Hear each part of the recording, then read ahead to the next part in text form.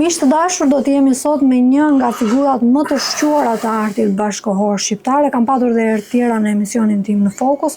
Do të jetë dhe sot me kënaqësinë më të madhe kam nderin ta prezantoj Gazmend Lekën. Përshëndetje, faleminderit që erdhe. Mirë gjitha. Kisha menduar gjithkohën që bashkë kishim lënë një pjesë të dytë pezull, sepse programi ynë i parë kishte qenë jashtëzakonisht i këndshëm dhe simpatik.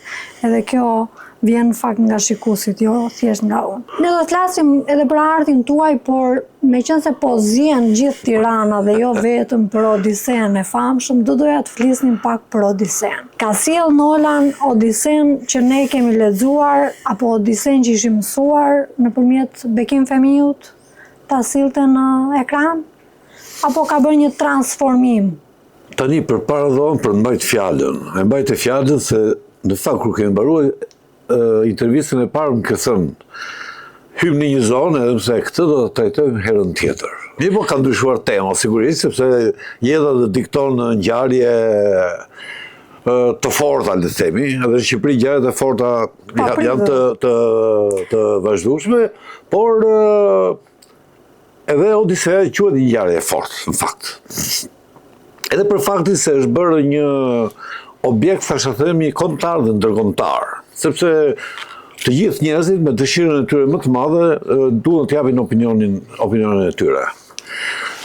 Pa hyrë akoma në bisedë bashk, një nga gjërat më pozitive që pati filmi është që njerëzit ju kthyen edhe një herë të lexojnë Odisen dhe Iliadën. Kam lexuar shumë që nëpër botë njerëzit të cilët sapo kam dalë nga filmi kanë lexuar, janë infektuar edhe një herë me letërsinë. Dhe kjo është shumë e çuditshme, se ka pasur dhe filma të tjerë shumë interesant, por ka pasur dhe Odise të tjerë. Po kjo ka provokuar. Kjo ka provokuar shumë interesante. Ndofta ka ardhur dhe momenti. Nuk është, si më thënë, kualiteti i filmit. Megjithatë, unë i tërhequr shumë nga gjëja klasike, si më thënë, unë e kam parë ditë e para filmin, e pashtu ke Mileniumi. Sigurisht nuk isha të efektin që pretendon ai me atë makinën që e ka speciale, si më thënë, nuk e ka të zakonshme. Unë nga filmi dola shumë i kënaqur dhe shumë jo i kënaqur. I patri të dyja. Tani që dalë dhe sjell filmin në përmendje, është shumë interesante që nuk më ka ngjitur absolutisht asgjë në memorie. Nuk të ka ngelur? Fare, në memorie. Kur duhet kujtoj në i detaj, nuk ka ngelur detaj, si që ka ngelur ke filmat e tjerë, për shumë si që ka qenë me Douglasin, apo me Asanten, apo me Bekim Femiun, që ka qenë filma që i kemi parë. Sepse ky ka një goditje, ka një tsunam kuadri, e kupton, që të bombardon, e kupton, edhe ti vazhdimisht kështu dhe shastisesh nga goditja e imazhit. Edhe në fakt, duhet të thënë që si film është një kolosal hollywoodian, është, nuk diskutohet, e ka dhe prepotencën e filmave të Hollywoodit, do të thënë është prepotent, le të themi.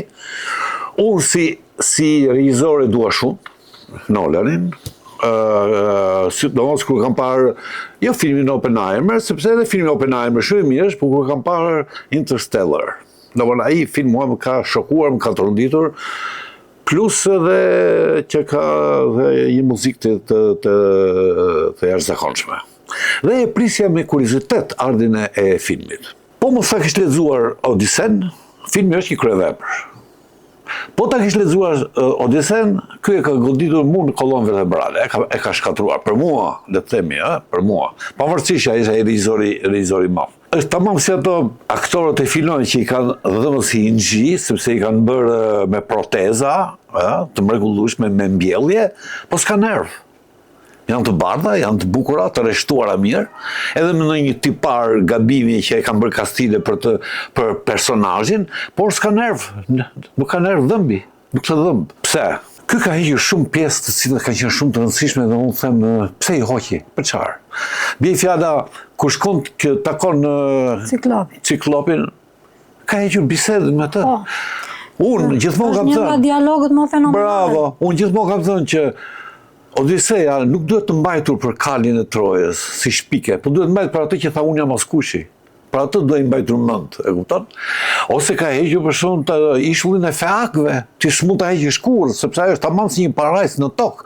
Ata ishin pasardhës Poseidonit, ishin ata që e çuan Odisen dhe e çuan me anije të cilat lundronin me mendimin e njeriu.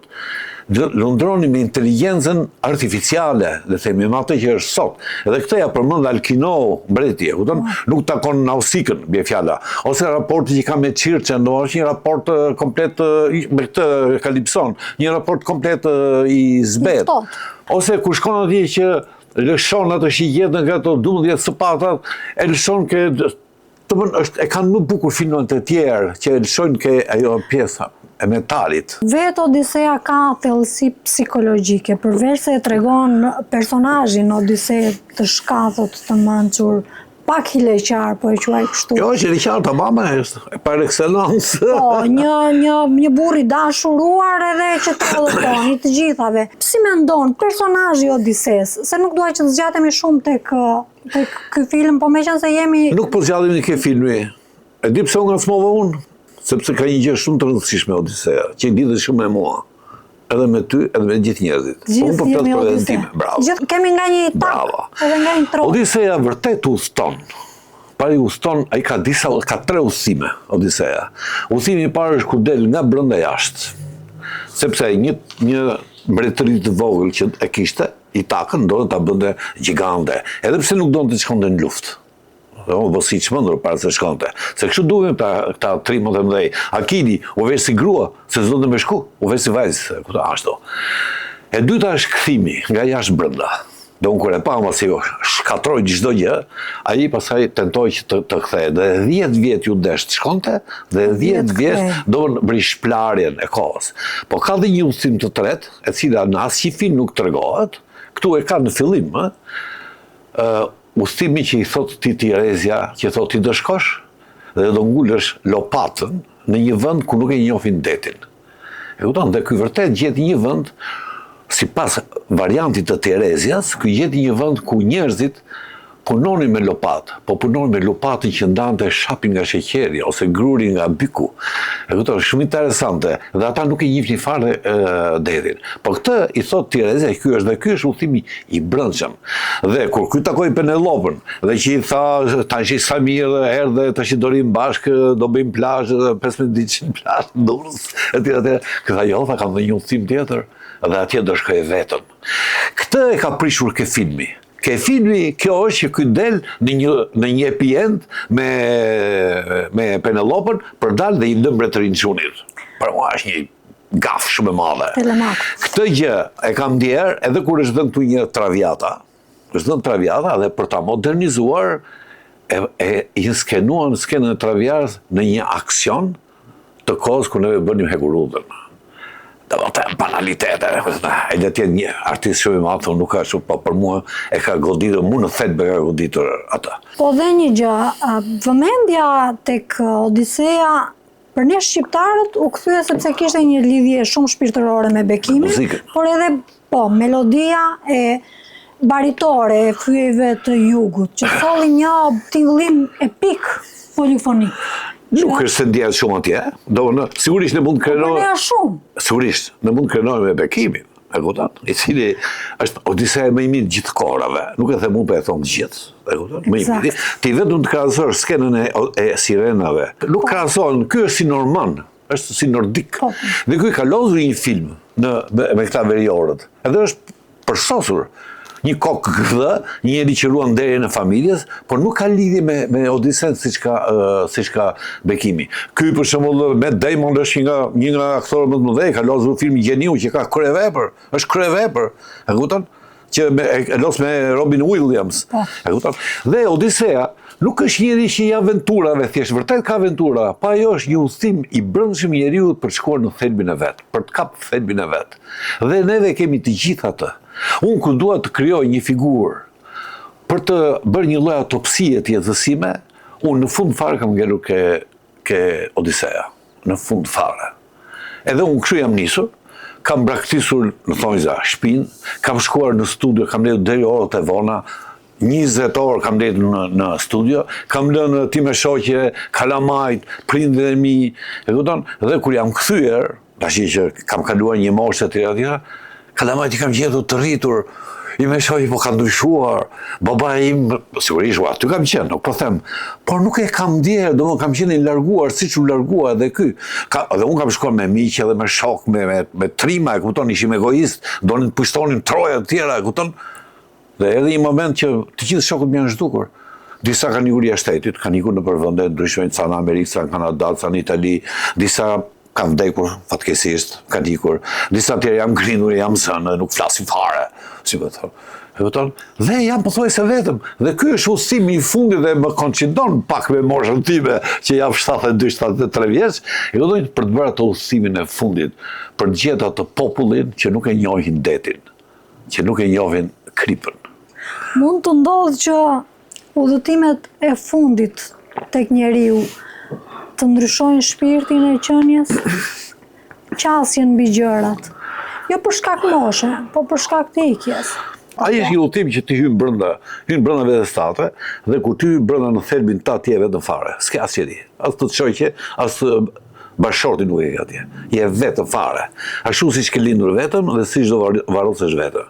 Edhe udhëtimi i fundit i çdo njeriu prej nesh është që ai duhet të shkojë një herë vetëm dhe duhet ta shohë një herë veten e tij përballë me veten e tij.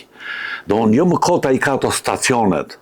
Edhe po të shohësh në stacione, do të thëjë është vetëm fare, që stacionet e forta, me Çirçën ose me Kalipson ose me Tiresian, është vetëm, nuk i merr njerëzit. Ajo gjë që ndodh me Krishtin. Edhe Krishti kur shkonte lutej, merrte ata 3 me vete, po i lindej 100 metra poshtë, lutej vetë, sepse është momenti i fundit. Ai momenti i fundit është shumë i rëndësishëm. Atje njeriu ballafaqohet tamam me veten e vet. Dhe është i del përpara mostra. E kupton që është vetja vetë, që ka emrin. Ato që ai është ankuar të jetën e vetë që s'kam fallë, se kështu më doli, se kështu ma bën. Jo, atje në fund fare, ai është shef tamam portretin e vetë. Është tamam si një lloj pasqyre që do ta kaloj se s'bën. E kupton? Është një iluzion që do ta kaloj se s'bën. Gazleka, meqense ka kaluar gati një vit nga biseda e parë dhe shumë gjëra nga aktualiteti na kanë kaluar, domethënë. Nuk dua të bëjmë një kronologji të asaj që ka ecur, por duke qenë se nuk je thjesht një artist, por je një multizë që qëndron në krye të kauzave, në formën tënde. Po, në formën time. Ndonjëherë i heshtur, ndonjëherë me një lloj reflektimi psikologjik, ndonjëherë edhe shumë i zëshëm, sepse të kam ndjekur. Po. Zëri i fundit ishte për deklaratën e Vučić. Dua mendimin tuaj. Ishte një fjali vrasëse për ne shqiptarët, këtej dhe andej, kufirit fatkeqësisht të ndarë. Kosova është e Serbisë. Që tha ai. Deklaratë që është edhe ka indijuar jo pak shqiptarët. Një pjesë e tyre kanë reaguar si puna jote. Nuk di, vërtet, nuk kam lexuar askënd. Unë, kur e kam dëgjuar, kam qenë në studio, isha duke punuar dhe u trondita. U trondita se ai mund të ketë arsyet e veta që thotë atë gjë. Unë gjithmonë i konsideroj miq të këqij ata. Jo miq, s'janë miq, se u gabova, komshi të këqij. Mos harro që unë para disa vjetësh kam bërë një cikël të madh pikturash, një ekspozit të tërë që e ka quajtur Abel. Po dhe kam bërë 24 piktura të mëdha me krimet e serbëve në Kosovë. Domthonjë që edhe atëre qelloi që ata bën një inkursion në Banjska, nuk e di, bën një inkursion në atë kohë. Dhe unë kam jetuar një vit me viktimët. Një vit kam jetuar me viktimat. Ndërkohë që miqtë e mi bënin peizazhe në përgjithë anët e adheut, ose natyrat qeta në përstutje, unë bëja krimet e serbëve, bëja njerëzit e vrarë, njerëzit të cilët mbasi i gjenin i vinin numra. E ata ka qenë një vit i tmerrshëm për mua, më thënë drejtën. Dhe shpirti ta doj që thua apo kjo punë ka mbaruar tash, mbaroi përfundimisht. Unë thellë e di që kjo punë s'ka s'do mbaroj kurrë, asnjëherë. Dhe gjithmonë dhe kur bisedoj, them kur hyn njerëzit për ambasada shqiptarët, asnjë nuk e hyj ambasada serbe. Kanë shkuar në ambasada, kanë shkuar në Itali, në ambasadën spanjolle, në Gjermani, etj, në Francë, ambasadës serbe s'ka hyrë asnjëri. Si kanë zënë besë. Instinktivisht nuk e duan. Asa du neve, po unë po them, tash kjo ideja, jo internacionalizmi proletar, jo po një neve, duhet ta duhem mikun e tjerë, ja, unë nuk i dua, me së drejtë, ja. Kam bërë krime të tmeshme, nuk kanë kërkuar kur të falur. Edhe kur miqtë mi më thonë, po mirë, ndajnë çik intelektual një sërb nga sërbit, unë nuk i ndaj dot. Ata le të ndajnë vetë po duan, unë nuk i ndaj dot. Sepse të bështin në vitin 2000, sa ishte në 99, të marrësh, ta therrësh fëmijën, t'ja presësh kokën, t'ja hedhësh në kazan në ujë që po valonte, dhe nëna tjetër aty prezente, me përdhunime të tjera, nuk mund të fal për der, nuk mundem dot. Këtu unë them, unë s'jam kristian, me që s'jam ortodoks ka familja, s'jam kristian fare. Unë jam symë dhe përdhëm pëthaj. Nuk kam kështu ta duash tjetërit si që do veten tate, absolutisht fare. Kështu që në këtë kuptim, kur në dëgjova deklaratën e këtij,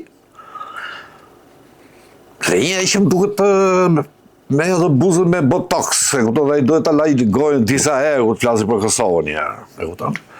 Por që të flasë atë dhe mos kesh asnjë reagim nga institucionet shqiptare, mua më ka duket e tveshe. Unë i dhash janë dy përgjigje, dhe asaj ministres këtij, i dhash po ai s'm do vras më lexon kur, ai s'ka lezuar kur, unë bëj detyrën time. Edhe njerëzit që më ndjekin në Facebook e në tjera, edhe për këtë shkruajta, ju drejtova presidentit të Republikës, ajo sigurisht ai mund mos vinë me topa me tanke, po ti do të japësh përgjigje. Ti do të thuash ngadalë, çuna prit pak, e kupton? Do me art po mi hajde provoj një herë, se kështu edhe punën është më thënë. Dhe sot kam bërë edhe po këtë letër, po thuajse e kam bërë duke u drejtuar Akademisë Shkencave dhe të Arteve në Kosovë dhe Akademisë Shkencave të Shqipërisë. Që të paktën këta duhet të flasin dy fjalë. Ata me akademinë e tyre kanë gënjur se kanë ardhur mbrapa nesh në këto toka dhe mendojnë që ata janë të parë dhe ne jemi të dytë, e kupton? Dhe këtu ne s'kemi asnjë fjalë. Kjo mua më ka thëruar jashtëzakonisht shumë dhe mua më nxjerr jashtë shinave. E kupton, nuk jam më i qetë, e kupton? Nuk jam ai gazi i qetë që mund flasi me ekuilibra. S'kam ekuilibra, jam si çmen në atë moment. Si kemë marrëdhëniet me shqiptarët e Kosovës? Shiko, unë kam një lidhje normale, si që kam me shqiptarët e Shkodrës, edhe të Vlorës, edhe të Korçës. Do njësoj. E dyta, ime shoqe, nënë e ka nga Kosova, e ka nga Prishtina, ka njerëz në Pej, etj. Kam lidhje. Kam miq shok piktor që janë në Kosovë, që kemi marrëdhënie, vime dhe hynë dalin me njëri tjetër. Më kanë ftuar disa herë që të bëj ekspozit atje. Unë i kam marrëdhënie të shkëlqyera dhe kam bërë dhe një përpjekje me dekanin e akademisë për të ndërtuar edhe një herë urën e Treharqe, që është një aktivitet i 3 shkollave. Shkolla e Tiranës, shkolla e Tetovës edhe shkolla e Prishtinës. Domthon e kam nxitur, si më thënë, nuk e kam në kështu thjesht një dashuri që ai projekt bëhet çdo vit apo jo? Çdo vit. Bëhet shëtit, me fjalë në këto 3 vende. Kështu që shqisoj se të kemi një korçar, një piktor nga Prishtina, si përvoj si një piktor korçar, apo një piktor. Vjes unë nuk s'para them Kosova, unë them nga Prishtina, ose nga këto, kur nuk teket, përse them Shqipëria e përme. Po më pëlqen shumë qasja që ke ndaj tyre. Do kthehemi tek fusha jote? Piktura. Më thatë që jeni duke bërë disa vizatime? Shiko, unë kam 4 vjetë që krahas pikturës, krahas ekspozitave që bëj me pikturë, kam bërë edhe vizatime. Mua vizatimi më pëlqen shumë, pëlqen jashtëzakonisht shumë. Dhe kam bërë deri tash 3 ekspozita. Jo më të njëjtat vizatime, por unë gjithmonë i kam ribërë disa vizatime të reja. Në fillim e bëra në Fier, pastaj e bëra Kefavi, e kupton, që e vjen çdo vit, dhe para 2 javësh e bëra në Shkodër. Kam një gëzim shumë madh kur vizatoj, nuk diskutohet. Shiko, ka disa gjëra praktike, studia ime është e vogël. Sot është mbushur plot. Unë me zi lëviz, kur bëja ato piktura 2 metra, do unë e di çeq. E do se aq e kam, do në mundsinë, do në një studio të madhe. Do sa vizatimi nga që është 1 metër me 70 është komod. Plus asaj që ka një lloj familiariteti vizatimi për mua. E kupton, më kanë ndjekur domthonjë që kur kam qenë në lice, domthonjë që kam dashur dhe unë jo më koll pastaj vazhdova për pikturë edhe për grafik. E kupton? Nuk konsiderohet që vizatimi është faza e parë e pikturës dhe pastaj konsiderohet gabimisht, gabimisht konsiderohet, sepse në botë ka s'po e martu se Shqipëri bëhet më pak vizatime, por po të shohësh mjeshtra të mëdhenj, le të themi Picasso, mbi fjalë, ka vizatime të mrekullueshme. Mund të ketë periudha të tëra të pikturave të tij, të cilat nuk më shijojnë edhe ai shumë, nuk është ai Picasso, ke vizatime nuk ka rënë 1 milimetër, nuk është trastuar, si më thonë. Ka vizatime të jashtëzakonshme. Pastaj unë jam rritur me vizatimet e Rembrandtit, jam rritur me vizatimet e Goyes, të cilat kur isha student i kam kopjuar dhe i kam kopimet që janë gati origjinale që kam bërë. Ose me vizatimet të sidomos të periudhës parë Picassos, ose ato grafikat që ai ka bërë. Domethënë, ata e kanë në vizatimin, por e kanë si shtet më vete vizatimin. Nuk është se e përdorën si një servile për të bërë pikturën. Ka, sigurisht, që piktura në fillim lidhet me ca vizatime që i bën në tavolinë kafeneja, ku ja tregon një miku që kam të projekt, ti do marrësh aty tavollosi me ngjyra, po me një laps thjesht ti e vizaton dhe i tregon skicën atij. E kupton, dhe kjo fillon të ngadalë dhe ti ashtu nga ajo bërthamza, ti pastaj është si punë manje të gjithë thith, për ta stërmia, të gjithë mendimet e tua, emocionet që ti ke dhe bëhet shëndosh, edhe bëhet pikturë, pastaj ti i vë lëkurën asaj.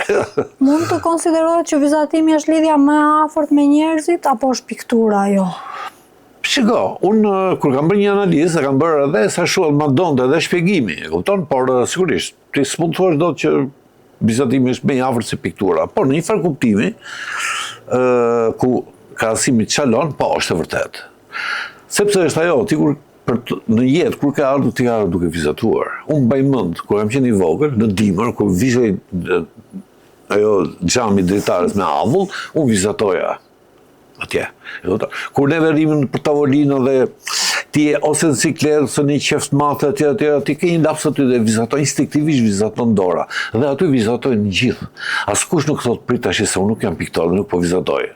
Të gjitha bëjnë atë gjë. Është si një lloj radiografie, është një lloj si një radiogram, e kupton, që tregon momentin në cilin ti ndodhesh. Pastaj sigurisht piktura është si më thënë ajo veshja me lëkurë e fundit, pasi ke bërë gjithë nervatura dhe ato që i ka vizatimi, e kupton?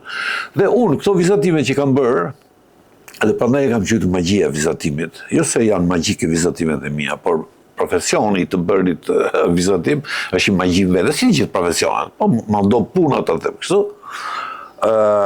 Unë i kam vizatime, jo që do bëj piktura, bilet ka ndodhur e kundërta, unë kam piktura të cilat motivet e tyre unë i kam ripërtypur dhe një në vizatim.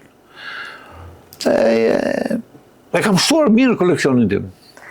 Në fazën që jemi, çfarë impresionesh mund t'i jap kjo fazë jetësore e artistit, sepse ka një lidhje psikologjike gjithmonë, sidomos në rastin tuaj që të thatë shumë bukur atë që një vit kam dënjur me ato viktimat, kam jetuar. Do të thënë, maks më të madh për një artist nuk ka që të jetoj me kauzën që zgjedh ta lëvroj.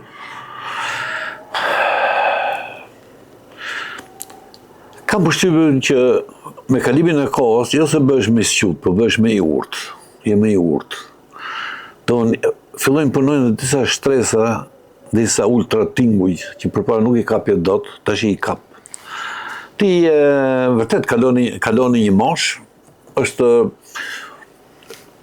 kam shumë i të mi që thonë, u plakëm nga zonë, unë e them në njerë, u plakëm.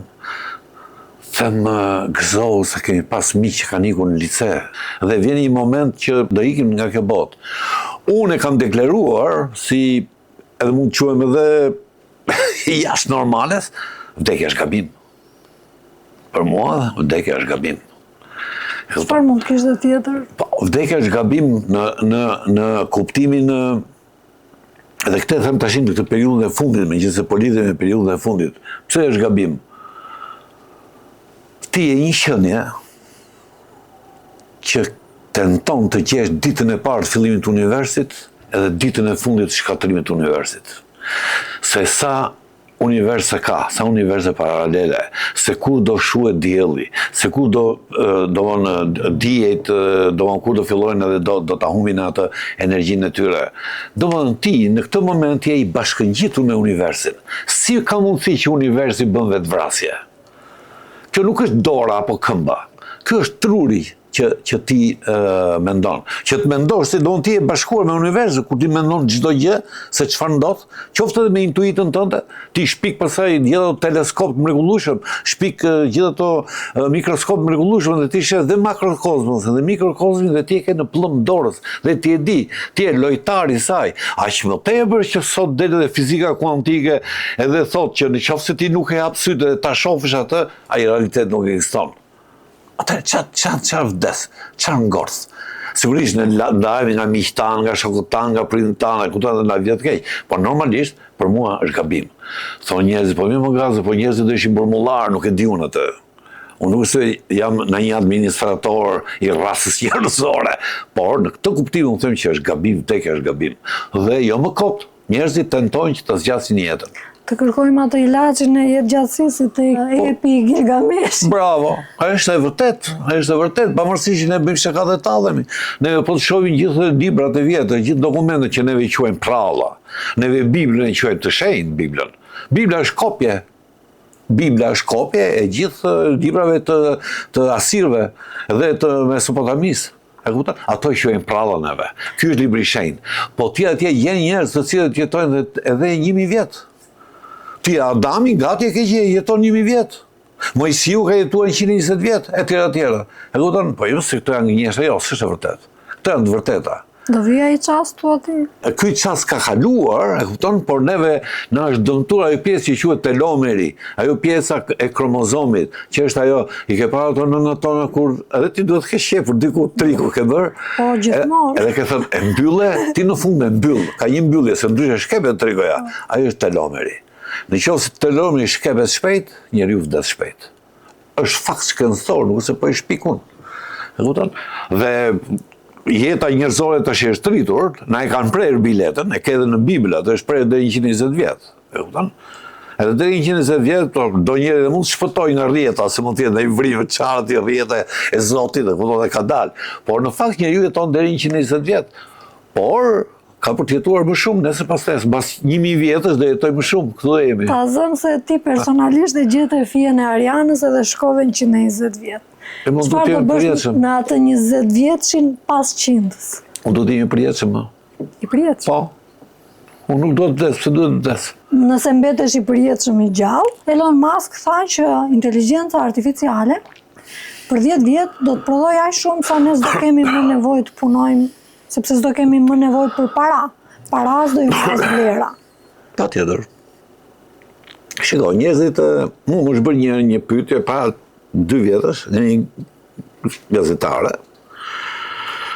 Interesant si më bëri pyetje, nuk më tha, o Gazi tha, ti nuk e frikë nga inteligjenca artificiale? Nuk, të gjithë kështu pyesin, nuk e frikë nga inteligjenca? Ai më tha kështu, nuk e frikë që inteligjenca artificiale do të bëjë njeriu dembel? Edhe unë thash po. Sa që është bërë mama jote kur është shpiku lavatriçja. Do të thënë, ty, si grua shtëpie, ta ka hequr larjen e rrobave me dorë, ta ka kursyer kon lavatriçja. Lavastovilja ta ka kursyer. Po nuk e di, shumë gjëra ta kanë kursyer.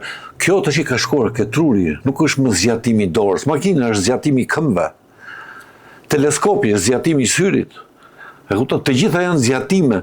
Po kur bën tash zgjatimin e trurit, siç është inteligjenca artificiale, dhe njerëzit trem, për çfarë tremesh? Ai tash është bebe. Ai po ushqen me muale e bi. Po mas 1000 vjetëve si do bëhet? Mas 1000 vjetëve. Se ne mendojmë që ja, edhe sa ditë edhe baj do arim marri fundin e vet. Nuk rrezikohet privatësia sipas teje, se mua më duket sikur fakti që i njeh gjithë ai dhe ruan një memorie. Po s'do ketë privatësi në atë kuptim siç e kemi ne sot. Nuk do të shërbejë më privatësia si shërben sot. Sepse privatësia është shumë e lidhur me të lejuarën dhe me të ndaluarën.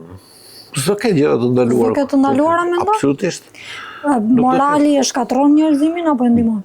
Shiko, ty morali normalisht nuk është cilësi e natyrës. Ke pa në i tigër me moral të, apo në i luan, apo në i milingon me moral? Janë të gjithë në zinxhirin ushqimor. Të gjithë në zinxhirin ushqimor. Njeriu bën atë sepse ka koshiencën, ka pikërisht atë trurin dhe do të jetojë në bashkësi. Ashtu si jetojnë dhe bletët, si jetojnë majmunët, që kanë ato delfinët, që kanë ato zona aty restriktive, por ka ndërtuar një institucion. Por nuk shpik dot një raketë për shkuar në hënë. Raketë s'ka për të bërë. Televizor nuk shpikin dot. Lavastovili nuk shpikin dot. Nuk i shpikin ato gjëra. Këtë e bën vetë njeriu. Dhe njeriu për të jetuar, e kupton, për të mos kelur kufit e tjetrit, po që ti t'jetosh, bashkëjetosh me tjetrin, ti do vendosësh disa kode. Në qoftë se një kod sot, për shembull, në Afrikë lejohet që vajza mund të martohet në 12 vjeçe, në Europë të fusin burg, nuk lejon njeri ta marrë një vajzë 12 vjeçe, apo jo, do të kalojë një mosh. Domethënë që ligjet janë të ndryshme dhe kjo tregon që morali është i vendosur nga njerëzit, sipas arsyes që kanë ata për të funksionuar. Por normalisht, më falë tash, se u shket fare kjo punë, buri në natyrë është, në qoftë se detyra e parë e njeriut që të riprodhohet e çdo gjë, është që të ketë gjithë gratë e botës. Morali ta bën që ty të kesh një familje. Edhe shtrëngohet fort kjo, edhe shumë mirë është se do krijosh qelizën e një shoqërie. Po ka shoqëri të cilët nuk e kanë pasur këtë. Kështu morali është thjesht një ligj i vendosur. Ligji nuk është i drejtë kurrë. Kod etike ndoshta që e mban familjen. Patjetër është normale. Unë jam, pastaj, po të flas, unë jam për familjen. Unë jam konservator. Kur more një letër për Erashk, çuditërisht Reme Pantallona e Majakovski. Çfarë qasje do të kishte piktura juaj nëse do ta sillni me këtë poemë madhështore, e cila është bukur nga Ismail Kadare? Unë Majakovski e kam lexuar kur ishte çun, i ri. Habiteshi me këtë neve, kokë tullace, mbante një gravat për alumini, bënte të tilla gjëna, po kishte momente kur thoshte, kur thua partia, kujton Lenin, kur thua Lenin, kujton partinë etj. Do kanë qenë ambik, nuk është se ka qenë shumë i thjeshtë. Unë nuk e kam pëlqyer shumë. Ishi çik si plakat, i fort. Është i zonë, si Nolan që ka bërë këtë. Ka bërë kryevepër, ka bërë, por nuk më prek, mos ka prekur në zemër ky. Siç mund të kem prekur Gogoli. Gogoli më ka prekur në zemër. Po një nga shkrimtarët e mëdhenj. Dostojevski më kanë prekur në zemër, në shpirt edhe në tru. Tolstoi, po ashtu, domon këta Afron, nëse të pyeta për pikturën tënde, ku i ke paralelizmat më të mëdha? Nëse ka një paralel. Nuk di të them. Nuk di të them, unë mund të them personazh, si është parodisa, unë kam disa personazhe të cilët në jetën time i kam të mit, i kam të shtëpisë time, si vetë thënë. Unë principi kam lexuar gjithë, nuk është se më kam munguar në njëri, sidomos letërsia klasike, si më thënë, ata që janë bazamenti, si më thënë. Nuk mund të krahasoj dot pikturën time, por shoh për shembull që piktura ime mbi fjalë, po të kujtosh temat, unë kam dhoma e hapave të humbura. Kam ekspozitën Molla, natyra morta, pastaj kam Lutja, pastaj kam Noe, pastaj kam Abel. Që kanë të gjëra më të ndryshme. Që janë shumë të fuqishme, që janë, si më thon, si pllaka tektonike që ndodhin tërmete në shoqëri edhe në shpirtin tim. Këtë gjë unë e gjej për shembull tek Hygoi. Nuk e gjej ke Maupassani. Kështu që unë afrohem më shumë me Hygojin, le të themi. Kam dëshirë, shkoj drejt atij dhe e shijoj maksimalisht. Dhe diçka tjetër. Kemi folur bashkë për një kolonë zanore të programit që kemi patur përpara kësaj here. Dhe çuditërisht kishim pasur një qasje shumë të afërt, ato Nirvanat. E di çfarë më befasoi? Më befasoi jo vetëm thjesht qasja juaj, por mënyra se si e sollët edhe krijova një lidhje të piktorit në studio me atë muzikë, me atë kolonë zanore që mund të ishte si një, ajo mund të ishte përjetësia. Unë, për kuriozitet, atë ditë që folim, që thash të falenderoj shumë dhe për muzikën që i ke vendosur, birës unë ngatrova me një muzikë të Hans Zimmerit, e kupton? Ose po të shohësh për shembull muzikën e Interstellar të Hans Zimmerit, afërsisht është se ajo që ti ke vendosur, e kupton? Dhe unë e kam dëgjuar 2-3 ditë, pa e kthyer kokën, pa e parë imazhin. Kupton? Dhe më ka bërë shumë ushqype ajo lloj muzike. Unë nuk e di nga e kishe marrë, biles unë gabova që thash mos e ke marrë nga filani, dhe ti më the jo. Do s'ka të bëj fare me atë. Dhe meqense jemi tek muzika, tek kolona zanore, kam përshtypjen që ajo bën natyrën njerëzore më joshëse? Dhe më të joshur. Muzika. Po. Shiko tash në të gjitha artet janë në thonjza servile, janë kopjace. Piktura, patjetër shef një pemë, jo piktura abstrakt, po dhe ajo. Po ti shef një pemë dhe bën pemën. Skulptori shef një portret dhe kopjon natyrën. Muzika nuk ka nga kopjoj, është pikë e njeriut. Nga vjen muzika? Është pikë. Natyra është e gjitha me zhurmë, me tonalitete. Bile s'kam bërë një llafe me Eno Koçën, i kam thënë, nuk gjendën muzikën në natyrë, është pike. Bravo juve që keni shpik muzikën. Jo, tha Eno, ka muzikë, tha, mënyrën e ti, e tregon dhe mënyrën e ti. Unë jam i bindur që muzika nuk ekziston. E kupton? Flitej, muzika e sferave, që e dëgjonin dikur, muzikën e Është një sferave. zhurmë me natyrës që mund të krijojë një përfjatje të tillë. Po, por nuk është, si me thënë, nota muzikore e pastër, siç e nxjerr piano, flauti etj. Biles, ti kur shef një peizazh, thua, po, ky është një peizazh, është një kështjell, tu është një etj. Ti kur dëgjon një muzikë, siç kujtohet më kur ishim të ri, dëgjonin muzikën e Ravelit, boleron. Dhe gjithë ne mendojnë që kjo është një karavan që po ecën në përshkretëtir. S'është fare ashtu. Është një balet. Një kërcim. Domthon ti në muzikë, çdo njeri, po ta dëgjoj muzikën, çdo njeri mund të marrë një temë si do qefi. Po si the ti që kjo është heroike e Beethoven apo simfonia e 9 e tjera, ti si afrohesh dot, nuk e gjen dot. E kupton sepse ty të stimulon të tjera gjëra, është e pakopjueshme. Do nuk është si ajo që të shef syri, që ti e ndjen. E kupton me sy. Dëgjon muzikë. Prandaj po, shumë. Kur pikturon sidomos? Dëgjoj shumë muzikë. Muzika paraklasike, për shumë, pëlqen shumë, muzika barok, ato më pëlqen shumë, por kam mendje që nuk e dëgjoj dot atë muzikë, ku dua të kam një cikël pikturësh që më dikton tjetër lloj muzike, Mahleri për shumë, dëgjoj Mahlerin. Kur vjet kam dëgjuar Mahlerin, mi fjala. Kupton? Si vjet kam dëgjuar një periudhë të madhe kam dëgjuar këtë Hans Zimmerin. Dhe sidomos, se unë jam edhe kështu, si nuk jam stereo, jam mono, unë po ju qepa një gjë, nuk i ndahem. Po, edhe unë gjithë muzikën e Interstellar kam dëgjuar një muaj të rresht. Sepse ai ka një piano, ka një organ, që unë rritë them rresht, muzikë apo çfarë është? S'është as muzikë, ka një moment, s'është as muzikë. Është një gjë e jashtëzakonshme. Leje që më ka prek shumë ai filmi, e kupton? Ka prek jashtëzakonisht shumë ai filmi. Një nga gjërat e bukura të jetës, përveç muzikës, pikturës, letërsisë që përmendëm, natyrës, është edhe gruaja. Unë tani po e marr frymëzimin nga gratë e Odisesën Nolan që nuk kishte ndonjëherë të gratë e bukura, me thënë drejtën. Po shohë filmin e tij nuk ka shoj. S'kishte gratë bukura. Ne jemi mësuar që të kemi dhe gra të rejse, sharmante, joshëse. Jemi mësuar me Penelopën që ishte një grua e jashtëzakonshme. Nuk po flas fare për figurën e bukuroshes që ishte... Jo, ndalo pak aty ti tash. Do ndalemi aty, hajde. Tash që të quhesh si Helena Trojes, marrësh një grua zezake me ngjyrë, se tash është bëdhë kështu, po thua zezake të fut burgë 3 ditë. Tash ajo është grua me ngjyrë.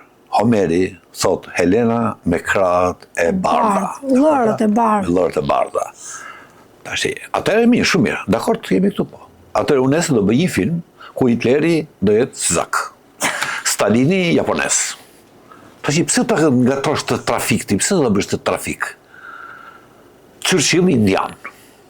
Mund të bësh ti këtë? Mund ta shijosh të film ti? Jo.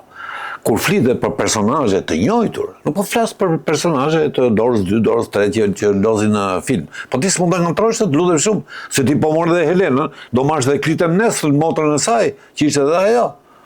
Gruaja e Agamemnonit, po pse duhet ta bësh jashtë? Çfarë po jep kësaj? Çfarë po jep filmit? Unë e kuptoj. Në qoftë se ti do të plasësh, më thoni sa, meqense përmend Traviatën në Afrikë, në operën në Afrikë, diku në një qytet të Afrikës, sigurisht trupa do jetë trupa me zezak, edhe Traviata do jetë afrikanë, le të jetë, shumë mirë, nuk ka gjë. Indian, ose japonezi do jetë japoneze. Aty vërtet nuk ka komësi në atë kuptim. Muzika është pastaj, po ti tash po flet për personazhe të rëndësishëm, personazhe të cilët le të themi janë arketipale. S'po të losësh do të aq kollajt. Dhe unë këtë nuk e kuptoj. Do të provokuar dhe me këtë gjetje. Jo, ndofta do çmim me atë, ndofta do çmim. Ose është si mentaliteti amerikan, që nuk pyet shumë për këto gjëra. Por një regjisor i ati kalibrës duhet ta bënte këtë gafë. Për mua është gafë e madhe ajo. Fellini s'kishte për ta bërë atë. Meqense, po s'kishte për ta bërë. Po tani, hym në zonën e grave dhe unë dua të flas për grua në përgjithësi, si Gjinie Brisht, por që ju ka frymzuar ju artistëve në të gjitha format. Shiko, unë grua fillimisht kam njohur nënën time. Se ne marrim shumë nga aq më tepër që ai shakaxhiu me shaka thash. Freudi thotë që çifuni janë nonës. Unë kam një nënën. Po kam njohur pastaj motrën. Hallën, njerëzit e afërm, e kupton? Pastaj dagadel ti fillon dhe hap perimetrin, fillon kërkon trojën, s'to mjafton një taka. Sigurisht një nga gjërat më të rëndësishme pastaj është ime shoqe. E kupton? Që kur thua ime shoqe, ka kuptim sot, sepse është edhe shoqe. Se kam kaluar me atë gati 40 vjet. Po, dhe mirë që bëhet shoqe, se nëse s'bëhet, nuk zgjat. Po, pa tjetër, bje se ke pati qiftet dhe njerë, kur shkojnë shumë dhe rinë pa folur, e ti thua, po mirë, Allah, kur ne kur ishim të i flisnim, sigurisht, sepse shkëmbenin, shkëmbesh, do sa që ti po thuj se i di çdo gjë si mendon, ti je sinkron, për një gjë që të shkon në mendet, je sinkron, sigurisht, me diferenca. Unë, nuk mund të them dot femra, si vëlla, por unë kam pas shoqe në jetën time. Dhe unë kam dash shumë shoqërinë më besnike, për mua që shoqe sa çunat, se sa shokët. Sigurisht kam pas edhe shok. Ka qenë më besnike, ka qenë më trima, ka qenë më të guximshme. Edhe kur kam pasur ndonjë problem, ka qenë të parët janë hedhur, ose më kanë ndihmuar, nuk më kanë lënë. E kuptoj çfarë me një fjalë, më janë gjetur pranë. Ja u di për shumë faleminderit. Shokët, nuk e di pse ndodh. Ose është ajo raporti mashkull-femër që bën dritë. Ndofta. Por unë nga që kam pasur shumë shoqe dhe unë e di që do thotë kesh miqësi të mirë me shoqet e tua. Unë e di, e njoh mirë të lloj shoqërie. Shumë njerëz thonë, po mirë, ti po të kesh një shoqe, nuk mund të rrit dot një mashkull ata. Unë kam ndet pra. Unë kam pasur shoqe shumë mirë. Thjesht shoqe. Shumë të mira i kam pasur. Ndërkohë, me shoqe ma ka krijuar atë lloj, si më thënë, peizazhi që ajo kur s'është bërë xheloze. Një njeri mund të thotë, po kur s'është bërë xheloze, s'ka dash jo, s'është vërtet fare. Absolutisht fare. Sigurisht. Po në fakt besimi e mban. Po sigurisht, po dhe kurse, po ti je piktor. Po ti je piktor, unë bie fjalë bëre ekspozitën me nudot. Bëre një ekspozitë me nudot para të kaloj një grua. Dhe po shkonim në Durrës, isha me ti me shoqe, ndaluam për pi një kafe në një fshat. Na pëlqen shumë kur ishim për kafenera fare të humbura. I thash Omela, kam 2 tema për të bërë. Thash unë të bëj kaloj një grua, thash unë, apo të bëj Noen. Kaloj një grua më të mua. Vërtet? Po më tha. Po pse? Dhe një çik ndryshe më tha. Dhe një çik ndryshe, ti mund të kesh bërë në një nudër në një, por nuk e bërë në një kështu, në një të rëndë që tjetë vetëm me nudot, e kupton? Do thua që po pse ato dëgjova ti i bëra? Po edhe ato e dëgjova. Po leje more? Jo, por është një marrëdhënie kur bisedon. Po patjetër, do mbaj atë edhe mu duk e drejta që më tha. Aty e ke Noen, tha, mund ta bësh Noen, tha. Po bëj një diçka për këtë, se mund të jetë një temë që është interesante dhe njeriu të shef në një mënyrë tjetër. Edhe fakt unë bëra gati, nuk e di sa bëra, mund të kem bërë mja 30. Dhe ishte një nga ekspozitat e suksesshme. Të suksesshme i kam pasur, të ndajtën. Unë të thash për gruan edhe automatikisht u thellua, shkoj një hap më tej tek nudot. Po. Mendon që nudoja është ajo që shikojmë vizualisht, që lidhet edhe me shpirtin e gruas? Një lloj transparence? Shiko, përpara, kur thoj piktor, gjithmonë e shoqërizoj me një nudo. Gjithmonë me një nudë e lidhe piktorin, vazhdimisht. Sepse si duke kërkoj partneri, nuk imagjinoj do një piktor pa një model. Aq më tepër që neve këto i kishim edhe në për shkollat tona.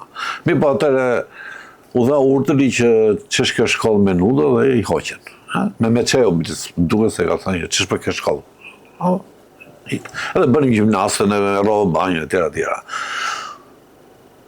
Por e neve në krijoi dashje pa dashje, në hoqi atë pjesën e rëndësishme, do që ka piktori kur lidhet me një nudo.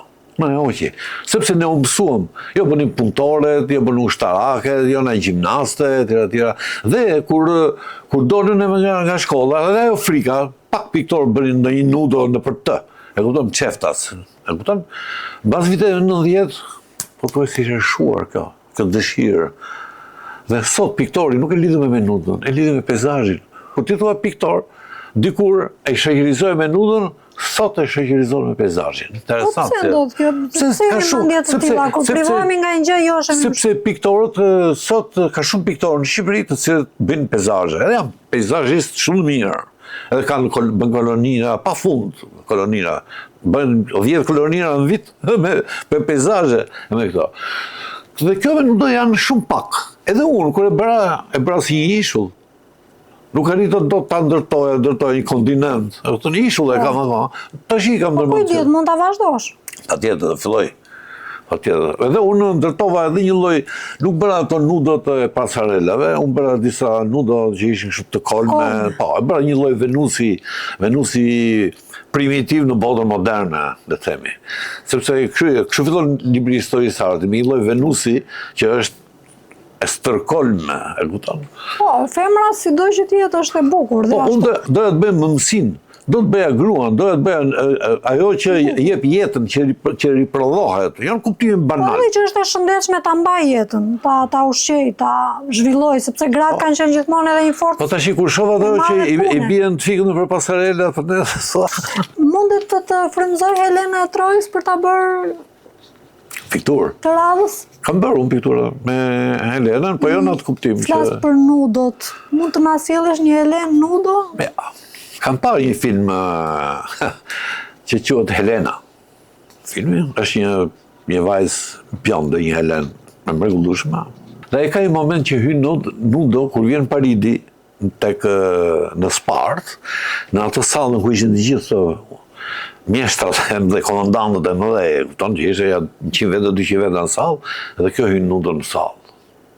Si hynesh? Është krevepër, ajo skenë është krevepër, dhe unë e kam fotografuar, edhe thash këtë do ta vizatoj. Meqense folëm për disa kategori, ndalemi pak edhe tek ngjyrat. Ngjyrat e tokës kanë qenë gjithmonë ngjyrat që Gaz Lekën e kanë joshun, e kanë ftuar her pas here. Mendoj që lidhen më shumë me jetën reale, me atë të vërtetën që ta prek këmba syri? Shiko, mbasi kam kaluar një periudhë gjatë, kam bërë një lloj reflektimi në veten time. Në pikturat e mia pothuajse nuk ekziston bluja dhe jeshilja. Pothuajse nuk ekziston. Ka momente. Kam bërë për shembull një pikturë me këtë Adami, njeriu me moll, këto të tjera, që është një sfond i madh, gjigant blu. Imagjinoj po të ishin në kohën e piktorëve të periudhës blu, do kishe dështuar. Po blu atëre pak përdorë se ishte ngjyra më e shtrenjtë. Pak e përdorin në blu, po ta shohësh. Dhe ishte, ishte 4-5 fish më shumë çmimi i bluz se sa i të verdhës. Ti nuk e bën për arsye komerciale sot. Ja, fare. Mi po kam thënë pse? I kam thënë vetes time pse? Pse ngjyrat e pikturës time janë të tokës dhe të nën tokës? Janë të kuqe, janë okra, janë gri, të errta dhe të zeza deri në fund. Për shembull, në vitet 90-ca, unë kam arritur të bëja pikturë fare zezë, e kupton? Dhe janë shumë sugjesive kur i shef. Sigurisht, ajo lidhet shumë edhe me natyrën time, le të themi. Mua po si ishte e errë një gjë nuk më peshon, nuk më rëndon. Po çfarë kam konstatuar? Kam konstatuar për shkakun që unë të jetën time në shtëpi, unë s'kam mbajtur kur gardalina. Kur. Bilbila, kur. Mace dhe qenë kam mbajtur. Kam mbajt kafsh të tokës. Kafsh që zvaritën në tokë. Kafsh me qime, të cilët do t'i prek qime në dimër të grovë duart, që t'i mbajnë në gjoks kur smuresha në njerë, mbaja mace dhe më shëronde nga kolla, nga këtë e vërtet. Dhe e kisha shumë të afër, qeni sigurisht, ishte që kësë ride jashtë, po kishim shpinë atërë. Po duhet të them që unë baja qenjen e tokës, jo zojt. Kam shok që mbanë në Bilbila dhe Gardalina, e kam bu shpinë dhe... Po pse, të japin një lloj pasigurie gjërat e ajrit? Nuk e di. Më duke si aerodinamike, s'ka dhe ku e përgdhelja, që ti thosh je zogu, të keqen gjatë, se ke. Nuk e kam atë që zogu i qellit nuk mund bëhen kafas, absolutisht, është instinktive, një, e dyta, tek gjuhët. Mua më pëlqen gjuhët me gramatik. Pëlqen shqipja, italishtja, gjermanishtja, spanjishtja, rusishtja, jo anglishtja, e mbushur me idioma. Anglishtja mund duket si ujë që më rrjedh nga duart, ndërsa këto mund duket si gur që i mban, që i administron. Dhe këto janë shumë të lidhura me tokën, se janë me gravitet, nuk fluturojnë. Dhe kam parë disa etapa të tilla në jetën time që them, kështu janë formuluar unë. Kështu janë formuluar. Domethënë jo më kot më del kjo lloj ngjyre. Vetë jam e kam në tokë. Unë jam goxha e ekuilibruar. Përpiqem që familjes time mos i lë kaq mangut. Unë qoftë kam një ngjarje në familjen time, unë praktik studin urgjentisht, po nuk e vura në ekuilibër, e kupton? Por unë përpiqem që të jem perfekt. Pastaj jam i lirë që të bëj gjithë aventurën time në studion time. Këtë nisa të pyes. Pra, njeriu është një qenie që tundohet nga aventurat e jetës. Në një farë jeta është një lloj rrugtimi aventuresë. Patjetër. Edhe të gjithë jemi Don Kishot në një çast. Patjetër. Ka ndodhur që t'jesh i tillë futurist? Unë kam një ekuilibër përsosur, ta thash. Unë jam dhe peshore në shenjë. Kam shenjën e peshores. Por nuk jam në shenjën e peshores që ri e pa lëvizur, kur arrin ekuilibrin. Por në moment ku kërkon të arrijë ekuilibrin, jam në lëvizje tërkohës. E kupton? Dhe shenja e peshores, unë kam shumë t'i parë nga shenja e peshores edhe shumë gjëra të tjera, kupton, të cilat më kanë dalë. Një tjetër do thotë, po si s'ke turbo ti çun me shkollë, i beson këtyre gjëra, po unë i besoj çdo gjë. Të gjitha. Po ti je i Zotit, ti kanalizosh, ti fuzesh, i lidh. Unë i kam lidh shumë gjëra të mia. Po, Einstein e tha që ka gjëra që shkenca nuk i vërteton, kështu që... Po, do t'i vërtetoj nesër. Ekziston një Zot, sipas atij lloji koncepti. Shkenca do ta zëvendësojë Zotin edhe një çik. Me që jemi tek shenjat e horoskopit, me ne shenjat që jemi të ajrit, kishte ndonjë kundërshtim, zotri? Jo, unë di këtë gjë, për shembull si për kuriozitet, ato janë 12 shenja. Binjak. Binjak dhe i pari, e shenja e parë ajrit, unë i dyti. Peshorja është i vetmi objekt në 12 shenjat e horoskopit, që mat botën e gjallë. Dashi është qenë e gjallë, Demi është qenë e gjallë, Binjakët është shenjë e gjallë. Do të gjithë po t'i marrë janë shenjat gjalla. E vetmja shenjë e vdekur atje, objekt është peshorja. Dhe është interesante që kjo që nuk ka frymë, ma të gjitha këto që kanë frymë. Sa interpretimi, kurse kisha të Po, dhe nga tek peshore, në përgjithësi dalin jurist shumë mirë, edhe artist shumë mirë. Deri ke data 12 janë njerëz të cilët janë të painteresuar shumë për pushtetin, për karriken. Mbas datës 12-13 këta fillojnë që e kanë shumë qef pastaj çështjen e pushtetit. Unë për shembull diellin unë kam tek dhoma e fundit. Ka njerëz të cilët janë me fat, e kanë në dhomën e parë. Ke pasur një që thua sa fat ka ky për këtë. E ka diellin në dhomën e parë. Mua më duhet të zbres 12 shkallë në qellar, të hyjë në errësirë, të marr atë shishën e verës, që ta sjell sipër ku presin miqt. Është tamam si udhëtimi që ka bërë ky Herkuli. 12 shenja bëri Herkuli, e kupton? Po. Luftoj me Demin e Kretës, luftoj me Hidrën e Lernës. Ai është udhëstari që ka përshkruar komplet shenjat e horoskopit, deri tek Cerberi, që kapi për gryvesh. Dhe me qenë se thoni që jeni një artist me këmbë në tokë, gjendja psikologjike ndonjë dite, mund të bëj që të jesh një ditë Picasso. Tem Picasso unë? Një ditë. Ja. S'ka më sfit, ja. Shiko, kjo ka të bëjë me modelet. Kur ne ishim nuk po flas vetëm nga ana profesionale. Kur ne ishim të vegjël, ne kishim një model i parë, është babai dhe nëna. Po. Ai është modeli i parë. Atë kopjon ti, le themi, pa dashje. Pastaj ti fillon, do më kujtohet kur ishim na pëlqen D'Artagnani. D'Artagnani me shpatë, me musteqe, simpatik, që mbronte vajzat nga këta maskarenjë të zinj, që din në rrugëve. Nga D'Artagnani pastaj shkuam tek Herkuli, shkuam ke Kalitroes, shkuam ke Stiu Rivesi, ke trupi i bukur, trupi i mrekullueshëm mashkullor. E kupton që kishte edhe trimërinë. Dhe nga dalë pastaj shkuam tek Jean Valjeani. E kupton? Njeriu i cili ishte edhe i përkushtuar. E kupton? Ato ngjarjet e të mjerëve pastaj është me një fjalë neve vazhdimisht kemi pasur modele. Edhe unë rrugë kam pas modele. Në profesionin tim thash, unë kam pas modele Goyen, për shembull, kam pas Rembrandtin, kam pas këto të cilat toksor janë edhe ata po të shohësh. Edhe ata janë toksor. Janë shumë mishtor. Janë shumë me gravitet. Po në fakt ka ditë që njeriu ndoshta nuk e bën dot udhëtimin për tek vetja. Mund të tjetërsoj deri në ndryshimin e dimensionit se si e sheh artin dhe si e bën? Po shiko, edhe ndodh. Po unë përgjithësi kam një lloj cilësie që ja di për shumë faleminderit dhe stime. Pjesën horizontale, banale e të stime unë e kam perfekte. Qojmë mëngjes, kam një orar, qojmë në orën 5. Nga 5 deri në 6 rivërtitem në Aztek dhe shoh çfarë bëj sot, si do bëhet, do të marr këtë etj. Domthonë, një orë pothuajse unë kaloj me veten time atje. A e bën këtë organizim? Automatikisht është bërë. Pa telefon. Sepse telefoni e ka prishur këtë lloj organizimi. Jo. Pastaj, qojmë mëngjes, dëgjojmë çik lajme me shoqen, bëhet mëngjesi, në orën 7:30 unë del nga shtëpia. Gjithmonë. Në orën 8:30 unë jam në studio. Ka momente që jam i frymëzuar, shkoj karikuar mirë, po ka momente që edhe s'kam ç'a bëj, ç'a do bëj sot. E kam atje pikturën gati, nuk më bëhet. Po të rrit, unë insistoj me atë horizontalitetin dhe ku ngrihet edhe nga dalë. Edhe bëhet vertikale. Edhe unë pastaj e gjej veten time në punë sipër tamam.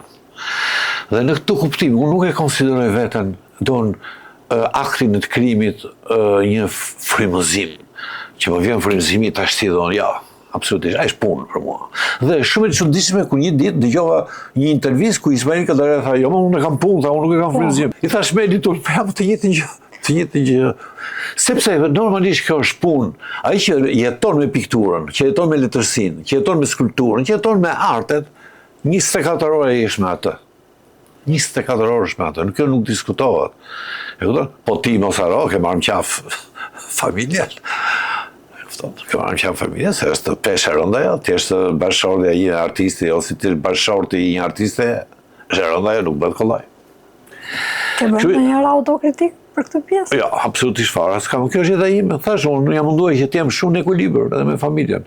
Por këtë gjë dhe para 2 ditësh jemi kur pinim kafen, tha, ta kam shumë zili i gazo, që ti je solid, pikërisht në këtë gjë. Sepse unë kam momente ta kam 2-3 ditë as punoj, nuk vjen për të punuar. Ai thash, mos përshif mua ti, çdo njeri ka mënyrën e tij të reagimit. Por mos e tepro shumë. Kjo është si puna e saj që njeriu e pëlqen të jetë vetëm, po jo vetmin. Edhe ti duhet ta pëlqesh që në një pushim mund të bësh. Edhe aty kam zbuluar në thonjza një gjë të mrekullueshme, që më tha që më rregullonte makinën. Kam një mikut që e Titi. Kam punuar, thash unë kam për këto, thash unë, por ka momente Tito, thash unë, kur unë më hecën mirë puna, them, po, sa ko kam humbur, ke dasmat, ke deket, ke këtu, ke kafenet, ke dhe. Tha, të tërgoj një gjallë të të mua, hajtë shumë. Edhe unë e kam shkrytur dhe kam qytë kohë Dembele. Tha, në një koshere bletësh, shkencëtarët e panë që 30% e bletëve ishin Dembele. Jo të gjithë bletët nuk janë punëtore, si shte mena, janë dhe Dembele, por to ishin Dembele fare. Që më këta, i morën të 30% dhe i shtypën. i vranë. Edhe lanë ato më të mirë, atë klasën më të mirë, pra klasën A, që të bënin prodhim me mjalti më shumë. 30 nga ato u bën prapë dëmë. Bravo, 30% bas disa muaj shumë bën 30%. Do me thënë, është natyra vetë që kështu që tha, ato pushimin që ke bërë ti mos se konsidero që nuk është punë, edhe ajo punë është. Edhe unë jetë, o të rëndita. Ty të duke sikur ke humor, të thret një shokë, thotë, kush po del të ashtë, nuk e di ti si të karikon, është punë e për ty, le të themi, po t'jemi të lidhur për punën. Dhe nëse do të pyesja shkurt fare, nëse do të kishe mundësi të zgjidhje, do bëje jetën e eremitit me që më përmendet vetmin, apo do ishe bohemian, si që janë artist? Unë jam artist, si që jam, shumë i mirë, edhe bohemian, edhe eremit jam, edhe i shoqëris jam. Ja, nuk mund të vrasë aq shumë trupin unë, se duhet të vrasë. Edhe kur shef të eremitët, dikur kam pas kuptim, po sot s'ka da kuptim, për që të vrasësh trupin ti? Trupi është një gjë e mrekullueshme, është godina ku bëhet banon shpirti jot. Pse duhet ta vrasë? Unë duhet pa kuptueshme dhe murgeshat. Gjithë këto më duhet një dikur dakord mund të ketë pas arsye të tyre, mos më duken pa kuptim të gjitha. Çfarë thotë kjo? Ajo është një raport i jashtëzakonshëm midis trupit dhe shpirtit. Po si mund ta praktikësh ti trupin? Ta quash trupin ç'është për ky? Hajde lëre trupin palar. Lëre një dhëmball të krimë deri të dali trut e kokës. Çfarë do thotë ajo që sigurisht ka ndodhur kjo në periudhën e mesjetës, në kristianizmin e parë, etj. Mund të ndodhur këto lloj gjëra. Po flas për pjesën botën perëndimore, e kupton? Po ti do të kesh ekuilibër midis trupit dhe shpirtit. Është gjë e mrekullueshme, ja. Kështu që dhe ai eremiti nuk është më pëlqen ai shumë sa diturik, do të thoya. Dua që të japim një mesazh për publikun. Në përgjithësi njerëzit prirën të luftojnë të duken bukur, të kenë qasje të mirë për të tjerët, të sillen më mirë. Pra, e fusin veten në disa korniza që nuk i lënë të jetojnë rehat. Çfarë këshille do t'ju jepje këtyre njerëzve, sidomos të rinjve, të cilët e mundojnë veten për të dukur, forma po i raskapit? Kjo është një pjesë e vogël e shoqërisë që e bën këtë. Jo, në fakt është sindrome të rinjve, që s'është pjesë e vogël. Po unë di, për shkak nëse ti e ke mendjen domthonë për të ndërtuar jetën tënde të vërtet, të sinqertë. Sigurisht çdo njeri e do atë që të duket të shquhet pak. Është natyrë, Edhe një zog, edhe palloj kur bie në dashuri e hap mirë dhe freskoren e vet. Është normale. E kanë kafshët të gjithë kafshët zbukurohen në atë moment. Me mas, po, duhet njeriu ta mbaj veten, nuk diskutohet. Se ti tash nuk mund të shohësh njeri pa dhëmbë, me sy të shqyrë, atë që mbajtur keqë, je vjerë, atë do të thosh po pse, më edhe ai mund. Dakor shumë mirë, edhe ai. Po njeriu duhet të interesohet domon. Po jo të prohet. E kupton? Kështu që duhet të kesh një aksion në jetë. E kupton? Ajo vjen nga brenda. Nëse ti nuk e ndjen, bëj pushim, ripushim. Nuk është asaj që duhet ta bësh ti. Bëj pushim, bëj tjetër për ty. Ti bie që ka dhënë të keqe. Sa më shumë e mpreh ti veten, do si piktor ti fillon jo tash në fundin ty, tash e bën më i urtë, po përpara ti fillon seleksionon, kjo bën, kjo nuk bën. Kjo bën, kjo nuk bën. Një muzikant thotë, kjo bën. Dhe sa ai që vetëm dëgjon, ai thotë të gjitha të mrekullueshme. Ti ja heq mundësinë vetës për ta shijuar atë gjë. Kjo pjesa e kësaj që thua, unë sigurisht ta njerëz të cilët janë të stisur, që shtirën që atë, unë i kam bezi, me thënë drejtën. Nuk është se i largoj. Sigurisht njerëz janë ata, e kupton, po i vëzhgoj, i shoh, jam kurioz të i shoh. Po kjo ndodh shumë edhe ke vajzat, normalisht femrat sot kanë dhe mundësi që të dalin, që të vishen bukur, se në tjemë që të veshë një palpallalloj, i këvish. Femra ka. Por unë këtë nuk e dalloj, kjo që thua ti këtë rinë sot. Unë ke studentët e mi që kam, janë shumë të thjeshtë, nëse si vinë. Kanë gjëra të bukura atje, po. Nuk e dalloj të. Ky është ai njeriu bosh, do thuash ti. Ky është ai njeriu bosh. Të do thuash. Është trendi i të rinjve. Ja. Në këto rrjetet sociale shikoj që të sforcohen për të dukur. Edhe duket sikur janë larguar ndjeshëm nga përmbajtja. Sigurisht. Pa që për këtu pastaj unë për shembull unë nuk vëre këto rrjetet sociale, unë vëre një tjetër të mëshme. Fjalët e ndyra që shkruajnë. Nuk e kam vënë portretin e tyre, nuk kam vënë emrin e tyre, dhe ballazi ai mund thotë. Unë përpara ku dëgjoj ato gazetarët që shkruaj poshtë që ç'më del këtu more me fjalë të kështu, si ka mundësi për ç'është kjo? Që aktivizojmë të gjitha këto. Këtë nuk e duhet të tonë. Pas se do me shit çik mend ti, se je goca më e bukur e lagjes. Nuk dëmton njëri. Dhe diçka për ta mbyllur. Projekt gati, afër? Po, atëre unë dhe tash i kam bërë ekspozita kolektive janë 2-3. Tash i mbarova ekspozitën e Shkodrës, kam dhe 2 ekspozita të cilët janë njëra që unë e bëj gjithmonë ke Fabi, që është ekspozitë me pikturë, dhe më është ofruar ky Ardian Isufi, Ardian Kapo, të më bëjnë një ekspozitë për duke u rikujtuar disa copa që unë kam lënë në rrugë, për shembull si Nostradamus, mbi fjala. Ose atë një lloj performance për fjalën, performance për flamurin, për ato shkrimet që bëj unë në Daras Zez ku shpjegoj ngjyrën që po flisë shpar, dhe duan ta bëjnë këtu ke piramida, ke ekspozita Goca, duan ta bëjnë një gjë gjigande, gjë ndryshe nga ekspozita, se unë më shumë bëj. Që gjetje e veçantë. Po, Ardiani do bëhet kurimin tim. Ai do bëhet Ardian Kapo, 2 miqtë e mi.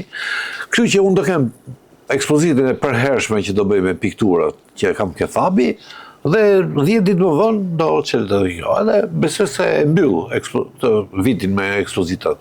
I kënaqur me këtë, i kënaqur me këtë. Të falenderoj shumë. Faleminderit juve. Miq të dashur, ishim me një artist shumë të veçantë që e kemi privilegj ta kemi në studion ton, për të cilin mund të flasësh për gjithçka, që nga estetika tek problemet shoqërore, tek arti, tek kultura, tek filozofia. Prandaj edhe i ram një zigzag që mua më kënaqi dhe më befasoi si gjithmonë. Shumë faleminderit për vëmendjen, bashkë, mirupafshim.